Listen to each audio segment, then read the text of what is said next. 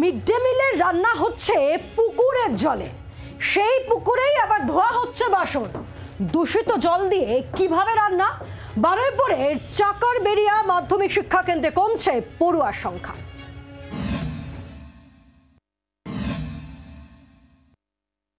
আমাদের স্কুলে কলের জন্য খুব সমস্যা, ও পুকুর থেকে জল নিয়ে রান্না বান্না করে। প্রায় 2 বছর ধরে অকেজো পানীয় জলের কল, বাধ্য হয়ে পুকুরের জলেই চলছে রান্না, থালা বাসন ধোয়া। বারুইপুরের চাকারবেড়িয়া মাধ্যমিক শিক্ষা কেন্দ্রের এই ছবি শিউরে ওঠার মতো।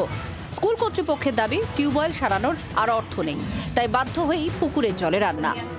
এইভাবে তো অস্বাস্থ্যকর জলে রান্না বান্না করাটা তো ছেলেদের স্বাস্থ্যের পক্ষে ক্ষতিকর। আমরা সব জায়গায় তো সমস্ত আধিকারিকদের কাছে আবেদন জানিয়েছি। আমরা দীর্ঘদিন যাবৎ যতটুকু পারা গেছে, যতটুকু গ্র্যান্টের টাকা পেয়েছি, সেই টাকায় আমরা কল সারিয়েছি।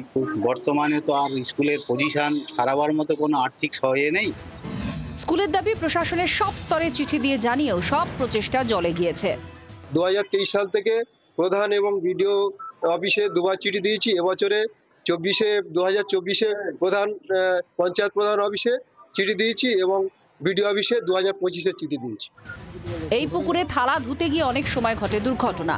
পুকুরে পড়ে গিয়ে বিপদের আতঙ্কে স্কুল ছুটো হচ্ছে বলে দাবি। ওই পুকুরে লাফছে, পড়ে যাচ্ছে, বাড়ির গার্জেনরাও পাঠাচ্ছে না পুকুরে লাফছে বলে। অনেক বাচ্চারা পড়েও গিয়েছে। প্রধান শিক্ষকের অনুরোধে প্রতিবেশীর সহায়তায় বিকল্প পানীয় জলের ব্যবস্থা সাময়িকভাবে করা হয়েছে। বারবার বলা হচ্ছে, হেড টিচার আছে রাতিয়া রহমান গাজী মহাশয়, উনি খুবই ভালো মানুষ। উনি একটা সাবমার্শাল বসিয়েছেন, সেই সাবমার্শালের জল ওনাকে বলে এখন ওই জলটা দিয়ে রান্নাটা আপাতত চালানো হচ্ছে, কিন্তু এইভাবে কতদিন চলবে?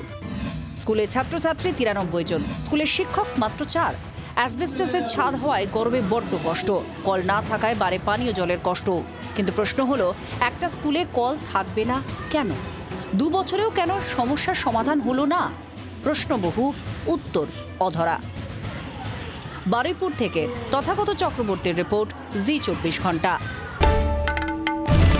বাংলার আওয়াজ, বাঙালির আবেগ, জি24 ঘন্টা।